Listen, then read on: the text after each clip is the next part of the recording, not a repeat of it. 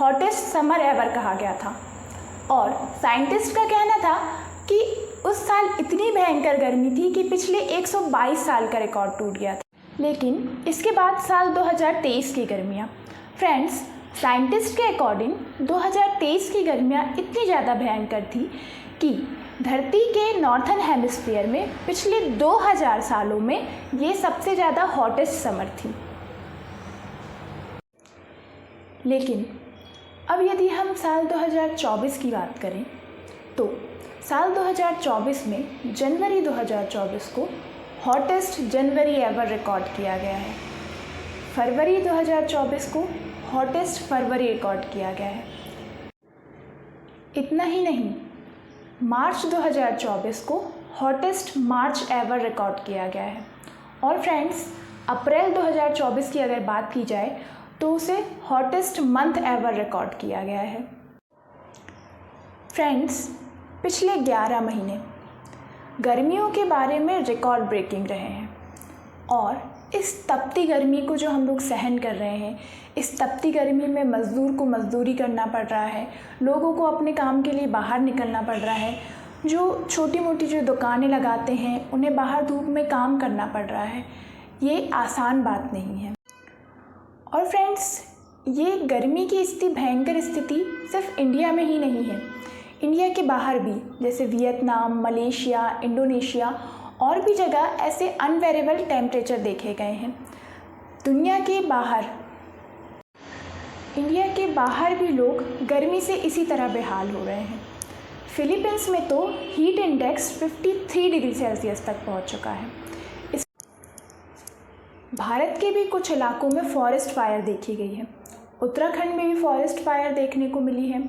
इसके अलावा मई के पहले हफ्ते में ही उड़ीसा, छत्तीसगढ़, झारखंड, मध्य प्रदेश, यहाँ पे भी फॉरेस्ट फायर बड़े स्तर पर देखी गई है। इस समय पूरे देश में हीट वेव की वार्निंग दी जा रही है। यहाँ तक कि कुछ ऐसे एरिया जो कि साउथ इंडिया में आते हैं, जहाँ पे हीट वेव कभी रिकॉर्ड भी नहीं की जाती थी, वहाँ पे भी हीट वेव की वार्निंग दी जा रही है।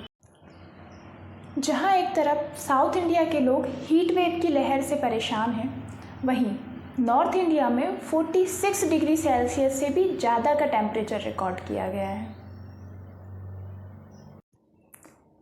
इस चिलचिलाती गर्मी से जो लोग परेशान हो रहे हैं, इन सब के पीछे सिर्फ एक ही कारण निकल के आता है, और वो है ग्लोबल वार्मिंग और क्लाइमेट चेंज। लेकिन फ्रेंड्स, सोचने वाली बात यह है कि क्या इस भयंकर गर्मी का सिर्फ यही एक कारण हो सकता है कि ग्लोबल वार्मिंग होना और क्लाइमेट चेंज होना? नहीं।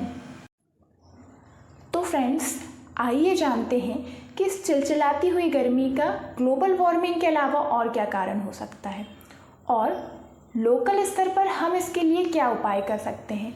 गर्मी से बचने के लिए हमारी तरफ से क्या उपाय किए जा सकते हैं। फ्रेंड्स, सबसे पहली बात तो ये कि इस तरह के एक्सट्रीम वेदर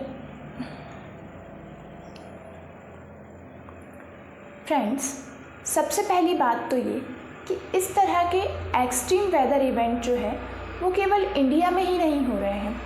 इंडिया और साउथ ईस्ट एशिया के अलावा ये दुनिया के हर कोने में दिखाई दे रहे हैं। गर्मी की लहर से कहीं गर्मी, कहीं बारिश, कहीं बाढ़, इस तरह के जो एक्सट्रीम वेदर इवेंट है ये दुनिया के हर कोने में हो रहे हैं। फ्रेंड्स, इसी मंथ की न्यूज़ के अकॉर्डिंग ब्राज़ील में इतनी भयंकर बाढ़ आई है कि वहाँ पे 1.5 लाख से भी ज़्यादा लोग अपने घर से डिस्प्लेस हो गए हैं, और उनके घर, उनका बिज़नेस, उनकी गाड़ियाँ और भी उनके बहुत से ज़रूरी सामान सब पानी में बह गए हैं। वहाँ पे बहुत से शहर जो हैं वो पानी के अंदर डूब चुके हैं। इसके अलावा फ्रेंड्स, साउथ अफ्रीका में इतना भयंकर ड्राउट यानी सूखा हुआ है जिसकी वजह से वहाँ के लोग काफ़ी परेशान हैं, और वहाँ पे इस तरह का ड्राउट पिछले कई दशकों में नहीं देखा गया है। इसलिए वहाँ के लोगों ने भूखमरी की डर से बाकी दुनिया से लगभग 5.5 बिलियन की रिक्वेस्ट की है, जिससे उन लोगों की कुछ मदद हो सके।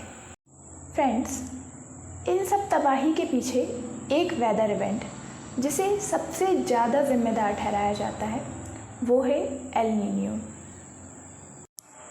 वैसे तो ये धरती के क्लाइमेट की एक नेचुरल साइकिल है जो कि हर 5 से 7 साल में देखने को मिलती है, लेकिन लगातार होते रहे क्लाइमेट चेंज के कारण ये और भी ज़्यादा एक्सट्रीम होते जा रही है। इस साइकिल का पूरा नाम एल नीनो सदर्न ऑसिलेशन है। शॉर्ट में अगर हम कहें तो ENSO। वर्ल्ड हेल्थ ऑर्गेनाइजेशन यानी WHO के अकॉर्डिंग ये दूसरी ऐसी चीज़ है जिसके कारण धरती का क्लाइमेट बदलता है और मौसम में उथल पुथल होती है। और इससे भी ऊपर पहले नंबर पर आता है धरती और सूरज के बीच रिलेशनशिप। हमारी पृथ्वी जो सूरज के अराउंड घूमती है, जिसकी वजह से मौसम बदलते हैं, ठंड आती है, ठंड के बाद गर्मी, गर्मी के बाद बारिश, ये सारे मौसम परिवर्तन जो होते हैं वो पृथ्वी के सूरज के अराउंड घूमने के कारण होते हैं। लेकिन इस इफेक्ट के बाद दूसरा सबसे बड़ा इम्पैक्ट एल नीनियो का ही पड़ता है। आखिर क्या है ये एल नीनियो? फ्रेंड्स, ये एक ऐसी चीज़ है जो कि प्रशांत महासागर या फिर पैसिफिक ओशियन में देखने को मिलती है। पैसिफिक ओशियन जो है वो दुनिया का सबसे बड़ा और सबसे गहरा समुद्र है जो कि एशिया और अमेरिकास के बीच स्थित होता है। फ्रेंड्स, इमेजिन कीजिए कि ये पूरा पैसिफिक ओशियन एक पानी से भरे टब की तरह है जिसमें पानी इधर से उधर हिलता रहता है। जब हम पानी से भरे टब में हाथ डालते हैं तो पानी इधर से उधर और वापस उधर से इधर होता रहता है। बिल्कुल इसी तरह पैसिफिक ओशियन में हवाएं चलती हैं जो कि ईस्ट से वेस्ट की ओर चलती हैं और इन हवाओं को ट्रेड विंड्स कहा जाता है। और ये ट्रेड विंड्स अधिकतर टाइम हमेशा अमेरिका से लेके एशिया और ऑस्ट्रेलिया की ओर ही मूव करती हैं। कोरियोलिस इफेक्ट, इसके बारे में शायद आपने स्कूल्स में पढ़ा भी होगा, क्योंकि अर्थ जो है वो वेस्ट से ईस्ट की ओर मूव करती है, इसीलिए जो ट्रेड विंड्स हैं वो अपोजिट डायरेक्शन में, इट मीन्स ईस्ट से वेस्ट की ओर मूव करती हैं।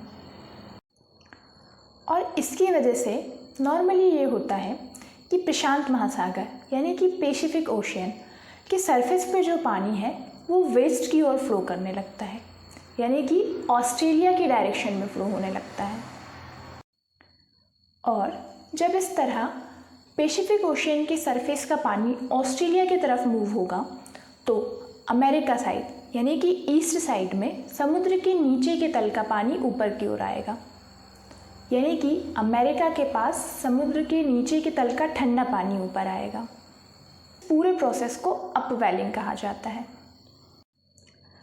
अब चूँकि ईस्ट साइड यानी कि अमेरिका के पास समुद्र के नीचे के तल का ठंडा पानी ऊपर आता है जो कि काफ़ी अच्छा होता है मरीन लाइफ के लिए भी, मछलियों के लिए भी, और इसमें न्यूट्रिएंट्स भी काफ़ी अच्छे होते हैं। अब फ्रेंड्स, इस नॉर्मल सिचुएशन में जो गर्म पानी होता है वो ऑस्ट्रेलिया की तरफ चला जाता है और ठंडा पानी जो होता है वो साउथ अमेरिका के पास आ जाता है। इस ठंडे पानी में न्यूट्रिएंट्स होने के कारण मरीन लाइफ को भी काफ़ी फ़ायदा होता है। अब जो गर्म पानी ऑस्ट्रेलिया की तरफ मूव हुआ है तो गर्म पानी इवेपोरेट भी आसानी से हो जाता है और गर्म पानी की इवेपोरेट होने के कारण बारिश भी अच्छी होती है, इसीलिए ऑस्ट्रेलिया की तरफ ज़्यादा बारिश देखने को मिलती है। लेकिन फ्रेंड्स, अब आप इमेजिन कीजिए कि ये जो ट्रेड विंड्स हैं ये अगर कमज़ोर पड़ जाए तो पैसिफिक ओशियन के ऊपर ये ट्रेड विंड्स इतनी तेज़ी से ना चले तो तब क्या होगा? इस वजह से अपवेलिंग भी कम होगी, या फिर हम यूँ कहें कि ऑलमोस्ट होगी ही नहीं। और पैसिफिक ओशियन के सरफेस पे जो गर्म पानी है वो कंटिन्यूसली गर्म ही बना रहेगा और ऑस्ट्रेलिया की तरफ जो गर्म पानी की वजह से बारिश होती थी वो पैसिफिक ओशन में कहीं पे भी हो जाएगी। इस वजह से ऑस्ट्रेलिया का रीजन काफ़ी ड्राई हो जाएगा और वहाँ पे सूखा जैसी महामारी की समस्या उत्पन्न हो जाएगी। फ्रेंड्स, यही सेम फिनोमेना होता है एल नीनो का, जो कि एक साइकिल की तरह होता है, लेकिन ये रेगुलर ना होके कभी 4 साल में, कभी 5 साल में या कभी कभी 7 सालों में भी होता है। लेकिन जब ये होता है तो ये कंटिन्यूसली 6 से 12 महीनों तक चलता है और इस एल नीनो ड्यूरेशन के दौरान दुनिया भर के वेदर पैटर्न बदल जाते हैं। कहीं पे सूखा पड़ रहा होता है, कहीं बहुत ज़्यादा बारिश हो रही होती है तो उस वजह से लोग बाढ़ के कारण परेशान होते हैं, कहीं पे सूखा के कारण भूखमरी से परेशान हो रहे होते हैं। इसी एल नीनो की वजह से ऑस्ट्रेलिया और साउथ ईस्ट एशिया में ज़्यादा गर्मी पड़ती है और उन सारे एरियाज़ में हीट वेव्स की संभावना ज़्यादा बढ़ जाती है। हीट वेव्स के लिए बार बार अलर्ट जारी किए जाते हैं। और शायद आपको याद भी होगा कि साल 2020 में, आज से 4 साल पहले 2020 में ऑस्ट्रेलिया में वाइल्ड फायर्स देखी गई थी, जिसके पीछे का कारण भी साइंटिस्ट के द्वारा इसी एल नीनो को बताया जाता है। पिछले साल 2023 में बारिश के मौसम में औसतन बहुत कम बारिश हुई, जिसके पीछे का कारण है यही एल नीनो। और फ्रेंड्स, यही एक सबसे बड़ा कारण देखने को मिलता है कि 2023 और 2024 में लगातार गर्मी का कहर बढ़ रहा है और गर्मियों के मौसम में टेम्परेचर बहुत हाई लेवल पे पहुंच रहा है। फ्रेंड्स, हमारे कुछ साइंटिस्ट का ऐसा मानना है कि इंसानों के द्वारा लगातार हो रहे क्लाइमेट चेंज की वजह से इस एल नीनो का जो एक्सट्रीम है और भी ज़्यादा होते जा रहा है।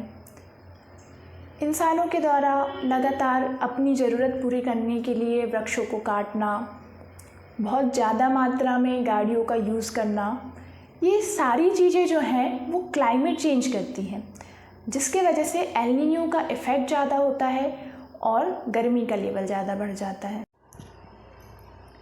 इसके अलावा फ्रेंड्स, जो हम लोग घरों में एसी, कूलर, ये सारी चीज़ें यूज़ करते हैं, तो इस वजह से घर के अंदर का टेम्परेचर तो हम एक टाइम के लिए कूल रख सकते हैं या फिर ठंडा करके रख सकते हैं, लेकिन एसी की वजह से बाहर इन्वायरमेंट में टेम्परेचर ज़्यादा बढ़ जाता है, जो कि एक ग्लोबल वार्मिंग का कारण बनता है। फ्रेंड्स, ये तो हुए वो कारण कि जिस वजह से 2023 और 24 में लगातार गर्मी बढ़ रही है, लेकिन हम अपनी तरफ से गर्मी से बचने के लिए क्या उपाय कर सकते हैं ये भी देखते हैं। फ्रेंड्स, गर्मी को कम करने के लिए हम अपनी तरफ से ग्रीनरी बढ़ा सकते हैं। इसके लिए हमें ज़्यादा से ज़्यादा मात्रा में पेड़ पौधे लगाना चाहिए, लेकिन सिर्फ ये पेड़ पौधे एक बार लगा देने से काम नहीं चलेगा, उनकी प्रॉपर देखभाल भी करनी पड़ेगी, उन्हें प्रॉपर बड़ा भी करना पड़ेगा। इसके अलावा हमें गाड़ियों का यूज़ कम से कम करना पड़ेगा, क्योंकि फ्रेंड्स, गाड़ियाँ भी अपने आप में हीट बढ़ाती हैं। इंडिया के बाहर कुछ कंट्रीज़ ऐसी हैं जिन्होंने शहरों के अंदर गाड़ियों के यूज़ को प्रॉपर रूप से बैन कर दिया है, क्योंकि उसके वजह से हीट ज़्यादा होती है। और फ्रेंड्स, जो आजकल जो बड़ी बड़ी बिल्डिंगें बन रही हैं, तो हमें बिल्डिंग के वेंटिलेशन को इस तरीके से डिज़ाइन करना चाहिए कि बिल्डिंग में कम से कम एसी लगाने की ज़रूरत पड़े। सो फ्रेंड्स, इसी तरह कुछ छोटे छोटे उपाय करके हम अभी और आने वाले कुछ सालों में गर्मी को काफ़ी हद तक कम कर सकते हैं। सो फ्रेंड्स, ये इन्फॉर्मेशन एंड वीडियो अगर आपको अच्छा लगा हो तो प्लीज़ इसे लाइक एंड शेयर ज़रूर कीजिएगा और आप मुझे कमेंट करके ज़रूर बताइएगा कि आपके एरिया में कितने डिग्री सेल्सियस चल रहा है। एंड ऐसी और इन्फॉर्मेशन के लिए आप हमारे चैनल को सब्सक्राइब ज़रूर कीजिएगा और हाँ फ्रेंड्स, बेल आइकन प्रेस करना भूलिएगा नहीं। मिलते हैं नेक्स्ट वीडियो में। Thank you.